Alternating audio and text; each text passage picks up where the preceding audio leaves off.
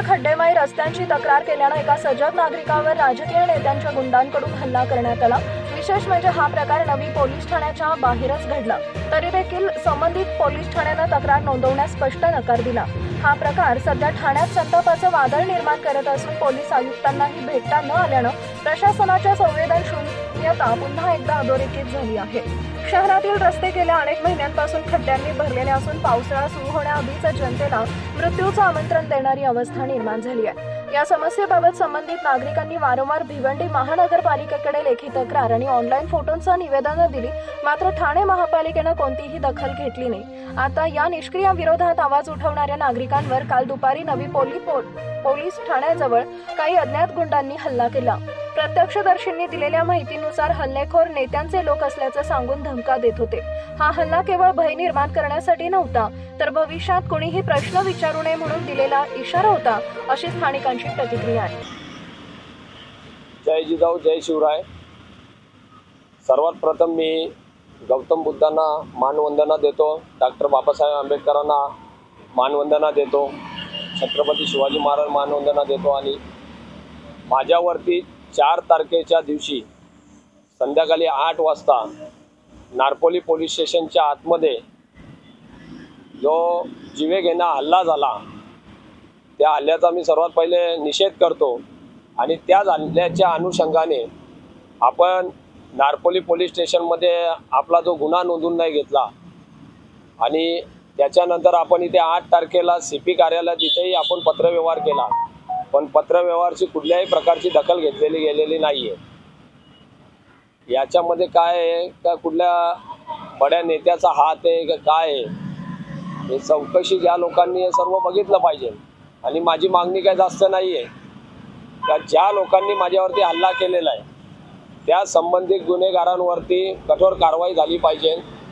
त्याच्यानंतर जे खासदार हे संविधानिक पद आहे, त्या संविधानिक पदाची जी आव्हानं भिवंडी तालुक्यामध्ये होत आहे आणि पोलीस बघूनही दुर्लक्ष करत आहे, तर त्यांच्यावरती ती कारवाई झाली पाहिजे। मोका अंतर्गत ते जे संघटित गुन्हेगार आहेत त्यांच्यावरती कारवाई झाली पाहिजे, एवढंच आपलं या महाराष्ट्र पोलिसांना मागणं आहे।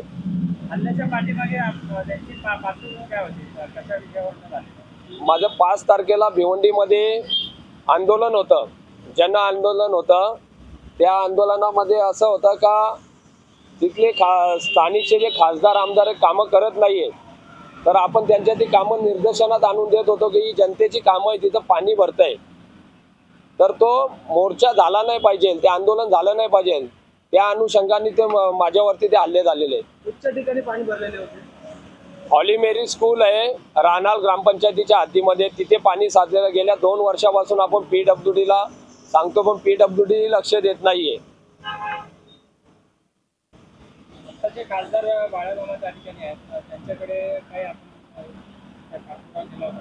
आपण जे आंदोलन केलं त्या आंदोलनाच्या याच्यामधून ते सुरेश गोपीनाथ म्हात्रे सन्माननीय खासदार आहेत आपले, त्यांनी तत्काळ लगेच तिथे ॲक्शन घेऊन दुसऱ्या दिवशी PWDचे अधिकारी, MMRDचे अधिकारी आणि जेवढ्या ग्रामपंचायती कालनेर, कशेली, राहनाल यांच्या सर्व ग्रामसेवकांना बोलवून तिथे कान सुनावणी केली आणि आम्हाला तिथे ते रस्त्याचं जे काही काम होतं, जे काही रस्त्याचं काम अधोरेखित होतं, तिथं पाणी साचायचं, ते सर्व त्यांनी क्लिअर करून दिलेलं आहे।